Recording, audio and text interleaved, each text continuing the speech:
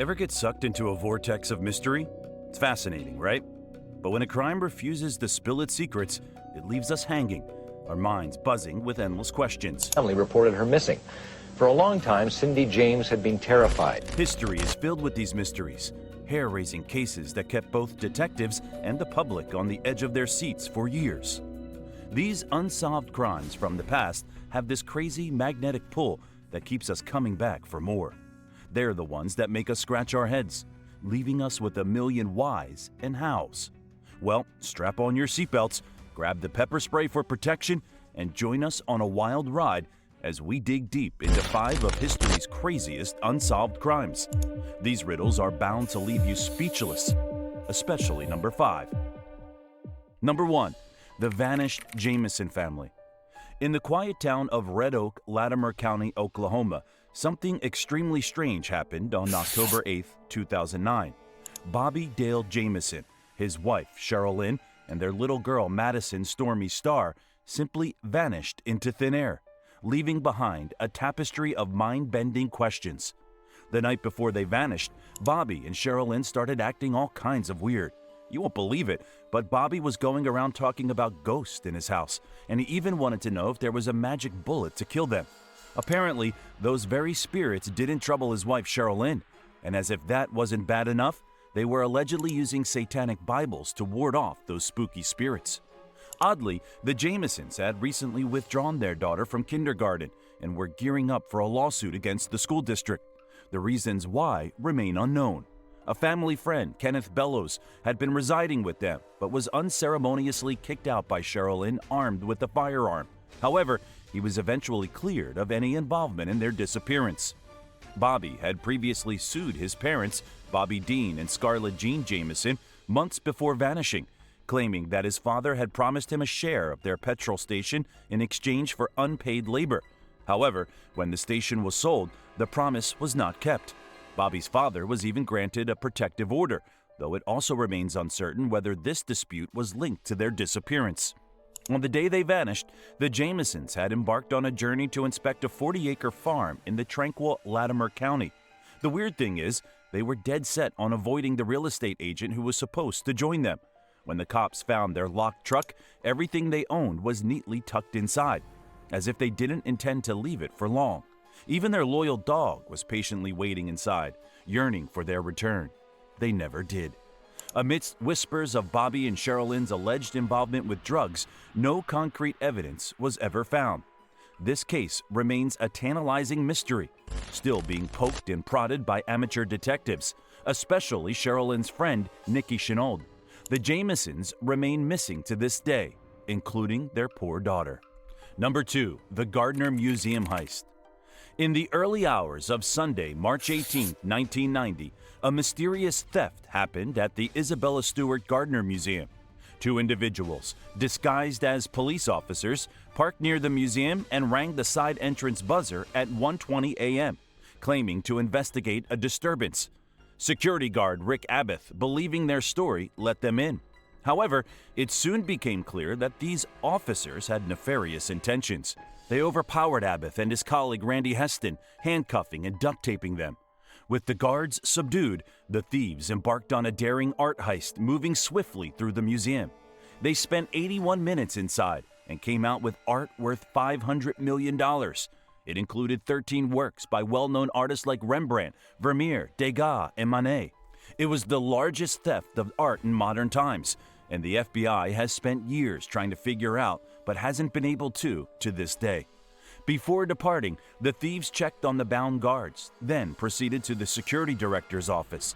There, they removed video cassettes and motion detecting data, erasing evidence of their entry. Only leaving behind a frame, they eventually left the museum at 2:45 a.m. The following morning, the next shift of guards realized something was wrong when they couldn't contact those inside. The security director eventually used his keys to access the building. Upon entering, they discovered the bound guards in the basement. To this day, the stolen artwork remains missing, and the identity of the thieves remains a mystery, shrouded in intrigue, despite numerous leads and a $10 million reward. Currently, this still unsolved robbery is getting more attention thanks to Netflix's new documentary series, This Is a Robbery, which came out on April 7th. Number 3. JonBenet Ramsey's shocking death. The death of JonBenet Ramsey, a 6-year-old beauty queen, continues to baffle the world, remaining an unsolved mystery. In Boulder, Colorado, JonBenet lived with her parents, John and Patricia Patsy Ramsey, and her 9-year-old brother, Burke. She was a beauty pageant winner, and the Ramseys celebrated Christmas like any other year in 1996. On that fateful Christmas, JonBenet received a new bicycle from Santa Claus. The family spent the day with friends and returned home in the evening. JonBenet was put to bed by her parents, not knowing it would be the last time they saw her alive. The family's world was shattered when Patsy Ramsey found a 3-page ransom note claiming JonBenet had been kidnapped and demanding $118,000. They called 911 and waited for a ransom call that never came. Law enforcement and friends gathered at the house, and eventually, John Ramsey discovered JonBenet's lifeless body in their own basement. She had been strangled with a garrote made from a rope and a broken paintbrush, believed to be from Patsy's art set. The initial focus turned to the Ramseys, as the ransom note raised questions about the authenticity of the kidnapping. Handwriting samples matched the notepad from the Ramseys' home, casting further suspicion on the family. The case became a media sensation, with the family refusing interrogations. Some investigators believed in the possibility of an intruder, citing evidence like an unknown shoe print near the crime scene and marks on JonBenet's body. In 2008, new DNA testing cleared the Ramseys, but by 2016, doubts arose about the DNA's reliability. Over the years, various individuals confessed or were considered suspects, but none led to a conclusive resolution. JonBenet Ramsey's case remains unsolved, with authorities no closer to finding the truth in 2023 than they were in 1996, leaving this tragic mystery shrouded in uncertainty. Number 4. The Zodiac Killer. So this entry may be known to many, as this killer got his fair share of articles and even movies portraying his historical spree. The Zodiac Killer, a notorious serial murderer, haunted the northern coast of California in the late 1960s. Infamous for his chilling letters and cryptic ciphers detailing his gruesome crimes, he terrorized the region. Despite claiming to have killed as many as 37 people, authorities could only ever confirm 5. He had a thing for young lovebirds, often striking when they were out on dates. Miraculously, 2 men managed to escape during his killing spree. In '69, he even rang up the cops to confess to a double homicide, yet he always managed to give law enforcement the slip. Over the years, countless theories have emerged, with suspects like Arthur Lee Allen, a schoolteacher, drawing attention. Some, like Linda Toshi Chambers, daughter of a Zodiac case investigator, believed Allen was the real culprit, but evidence remained elusive. In 2021, the Casebreakers, a gang of investigators, claimed they cracked the case, pointing fingers at Gary Francis Post as the Zodiac Killer. Their evidence from DNA to anagrams caused a stir, but Post wasn't on the official suspect list, and the case is still wide open. The Zodiac Killer went radio silent in the late 70s, ending his eerie correspondence with the police and media. No fresh murders have been tied to him since then, but his identity remains one of the most haunting mysteries of all time. One has to wonder whether he stopped killing because police almost caught up to him looking at the right direction, or did something else happen to him? I guess we'll never know. Number 5. Cindy James's dark tale. Now, for our last entry, we have something especially strange. In the summer of 1989 in Richmond, Cindy James, a 44-year-old nurse, was found lifeless in an abandoned house. She'd been drugged, strangled, and tied up like a sinister package. What makes it even crazier? The Royal Canadian Mounted Police thought it was an accident or, get this, a suicide. This twisted tale all began in 1982 when Cindy split from her husband. That's when the nightmare started.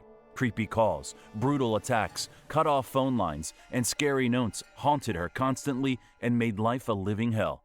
She begged for help, and police investigated, but her stories got so numerous, the police started to believe her less and less. Even lie detector tests hinted she wasn't spilling all the beans. But her parents believed that the attacker might have threatened her loved ones, forcing her to stay quiet. One day, Her friend found her crouched down with nylon stockings tied around her neck. After asking Cindy what happened, she could only remember seeing a pair of white sneakers while being attacked from behind. Cindy tried everything to stay safe. She moved, disguised her car, and even changed her last name. She hired a private investigator, but the nightmare didn't stop. Multiple times she ended up hurt, with needle marks on her arm. The police kept a close watch, but it led to zilch. Then, on December 11, 1985, they found her beaten and half-conscious. Later, her house went up in flames, and even here she was blamed for faking it. And if all of that wasn't enough, her doctor even had her admitted to a psychiatric hospital. Fast forward to May 1989. Cindy vanishes, and her car pops up at a shopping plaza, dripping with blood. 2 weeks later, they find her dead, still tied up and loaded with drugs. The real kicker here is that the police concluded it must have been a suicide and closed the book in July 1989. But her old investigator and her parents said, no way. They believed she couldn't stage that horror show herself and that a murderer in Vancouver was getting away with it.